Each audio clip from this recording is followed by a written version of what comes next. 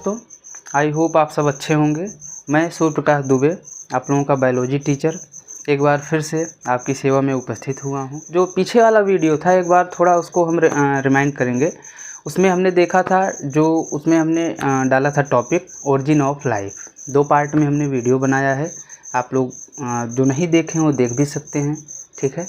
तो आज हम फिर से देखते हैं कि ये है क्या। बायोलॉजी से थोड़ा हम स्टार्ट करेंगे, ठीक।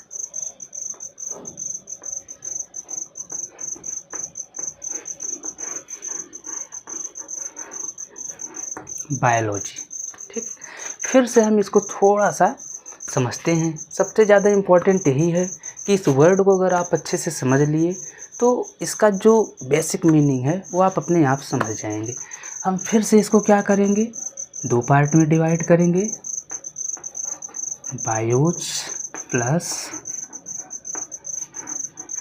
लोगस, ठीक है। बायोज का मीन्स क्या हो गया यहाँ पर,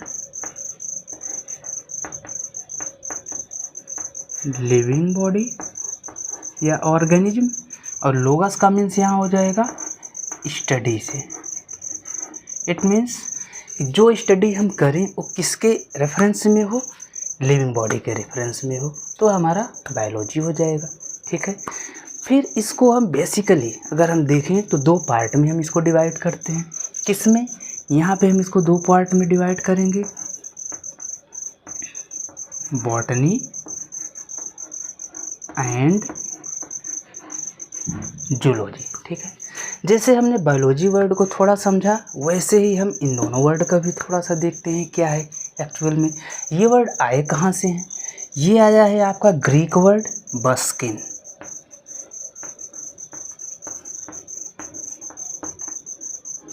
बस्किन से आया हुआ है, ग्रीक वर्ड है, ठीक है। अगर हम जूलॉजी की बात करें, ये कहाँ से आया है, ये भी ग्रीक वर्ड से आया है,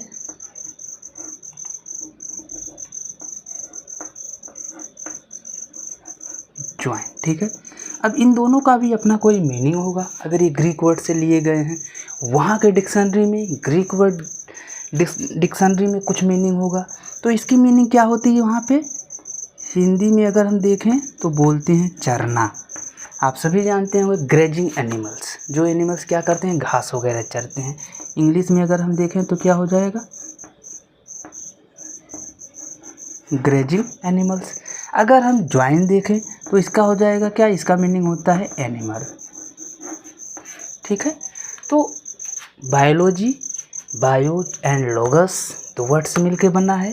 लिविंग बॉडी के बारे में स्टडी किया जाए।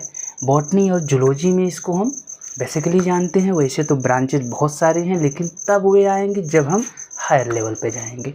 बॉटनी ग्रीक वर्ड बस्किन से आया हुआ है, जिसकी मीनिंग क्या होती है, चरना, ग्रेजिंग, ठीक है। जूलॉजी हमारा ग्रीक वर्ड ज्वाइन से आया हुआ है, जिसकी मीनिंग होती है एनिमल, ठीक है। अब फिर हम थोड़ा सा और देखते हैं इनके बारे में, ठीक। अब अगर हम बॉटनी देखें तो बॉटनी के फादर मैं पिछली क्लास में आपको बताया भी था,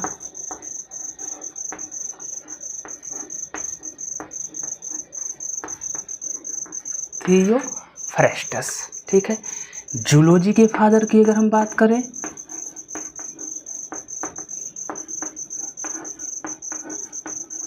एरिस्टोटल, ठीक है। तो सोचने वाली बात यह है कि आखिर इन लोगों ने ऐसा क्या किया कि इनको हम फादर बोलने लगे। तो यहाँ पे हम देखते हैं कि थियोफ्रेस्टस ने एक बुक लिखी है, ठीक है। जिस बुक का क्या नाम है, बहुत इम्पोर्टेंट क्वेश्चन है, अक्सर एग्जाम में पूछा जाता है।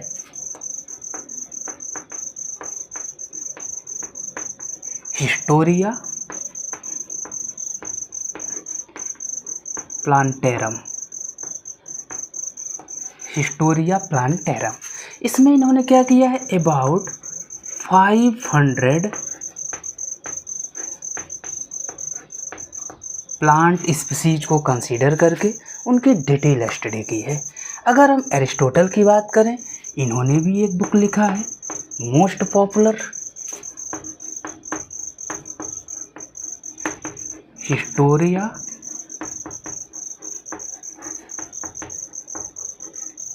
एनिमैलियम, ठीक है। दोनों बुक का नेम बहुत कन्फ्यूजन है, इसीलिए एग्ज़ाम में हमेशा पूछा जाता है। इन्होंने भी अबाउट 500 एनिमल्स को लेकर स्टडी किया है, ठीक। और ये बात बहुत पहले की है, तभी इन दोनों लोगों को इनका फादर डिक्लेयर किया गया, ठीक। फिर हम अब यहाँ हमने फिर से एक जनरल व्यू हमने देखा बायोलॉजी का। अब हम आते हैं कि आखिर लिविंग बॉडी के ऐसे क्या कैरेक्टर्स हैं, उन कैरेक्टर्स को देखते हैं।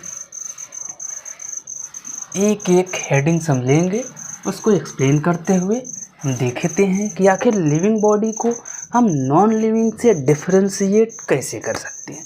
ऐसे कौन कौन से कैरेक्टर्स हैं जो लिविंग बॉडी में होते हैं बट नॉन लिविंग में एब्सेंस होते हैं, ठीक है। तो यहाँ पे सबसे पहले जो हम देखते हैं कैरेक्टर है वह क्या है, 1 सेकंड,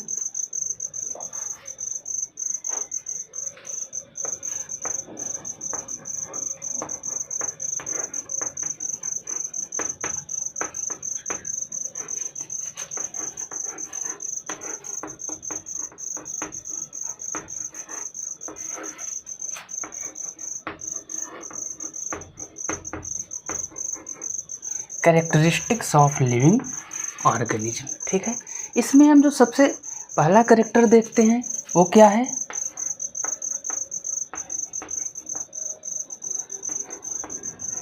सेलुलर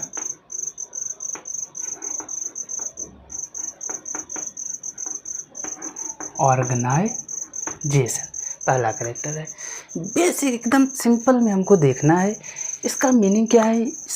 वर्ड का जो हमने हेडिंग डाला है कि सेलुलर, यहाँ पे हमको वर्ड क्या लेना है, सबसे पहले सेल। जितने भी लिविंग ऑर्गेनिज्म हैं, चाहे वो प्लांट हो या एनिमल हो, बने किससे हैं, सेल से बने हैं, ठीक है।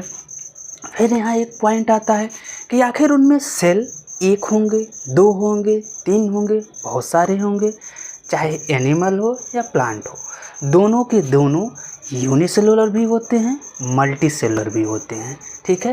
थोड़ा सा सेल के बारे में देखते हैं, फिर आगे की क्लासेस में जैसे जैसे आएगा चैप्टर तब हम डिटेल देखेंगे। जैसे मान लो ये क्या है, एनिमल सेल है, ठीक है। ये क्या है, प्लांट सेल है। मैं इसकी वॉल को थोड़ा थिक कर रहा हूँ, आप सबको मालूम ही होगा कि प्लांट सेल की वॉल जो होती है थिक होती है। इसमें सेल मेम्ब्रेन है, सेल मेम्ब्रेन यहाँ भी होता है, ठीक है। डिफरेंस क्या है, इसमें सेल वॉल होता है, सेल वॉल यहाँ एब्सेंस होता है एनिमल सेल में, ठीक है। ये सब हम आगे सेल चैप्टर में डिटेल से देखेंगे। अभी सिर्फ ये देखना है कि जितने लिविंग ऑर्गेनिज्म होते हैं वे सेल से बने होते हैं, वे यूनिसेलुलर भी हो सकते हैं, वे मल्टीसेलुलर भी हो सकते हैं।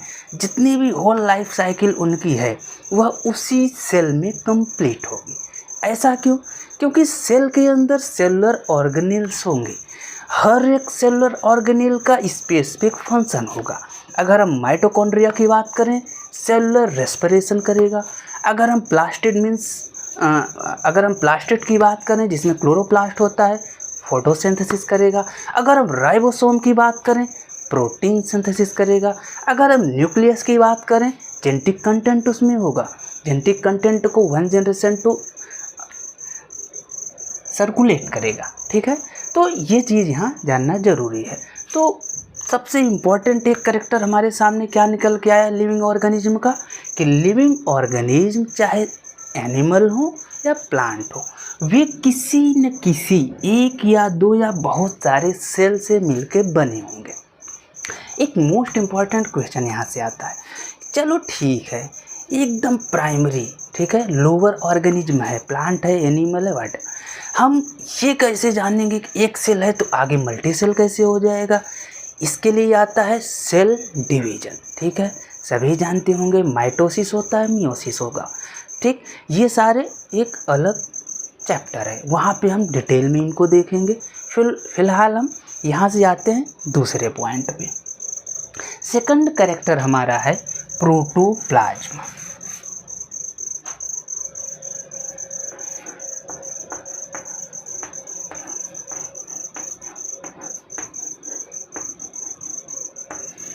प्रोटोप्लाज्म सेकंड हमारा हेडिंग है, कैरेक्टर है। अब प्रोटोप्लाज्म क्या है, मैंने पिछले वीडियो में बताया था कि प्रोटोप्लाज्म को ही हिंदी में अगर हम बात करें, जीवन का भौतिक आधार इसको बोला जाता है, जीव द्रव्य इसको कहते हैं। सेल है, बहुत अच्छा है, सारे लिविंग ऑर्गेनिज्म सेल से मिलके बने हुए हैं, लेकिन सेल में ऐसा क्या है कि जिसकी वजह से पूरी की पूरी लाइफ साइकिल को सर्कुलेट करने की कैपेसिटी वह रखता है सेल। तो आपका आंसर क्या आना चाहिए, प्रोटोप्लाज्म। प्रोटोप्लाज्म ही ऐसा एक सबस्टेंस है, कंटेंट है पूरे सेल का, जिसके पास ऐसी कैपेसिटी है, जिसके पास ऐसा पावर है कि वह पूरे सेल की लाइफ को, सेल साइकिल को, पूरे लाइफ साइकिल को सर्कुलेट करवाता है। तो प्रोटोप्लाज्म में मैंने भी आप यहाँ बनाया भी था कि सेल वॉल हो या सेल मेम्ब्रेन हो, उसके अंदर जितने भी ऑर्गेनेल्स हैं, इवन न्यूक्लियस को भी कंसीडर करते हुए, सारे के सारे आपके क्या हैं, प्रोटोप्लाज्म है। और एक मोस्ट पॉपुलर साइंटिस्ट हैं, सभी नाम उनके जानते होंगे,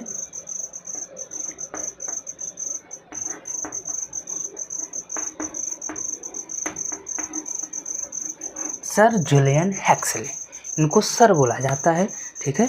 सर जुलियन हेक्सले ने भी ये बोला है कि प्रोटोप्लाज्म जो है ये फंडामेंटल्स ऑफ लाइफ है, जीवन का भौतिक आधार यही है, बिना प्रोटोप्लाज्म के कुछ भी पॉसिबल नहीं है।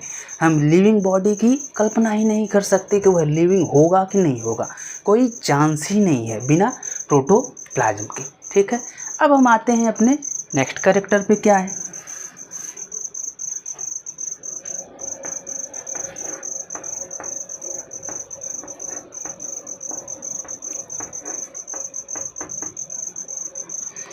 Shape and size.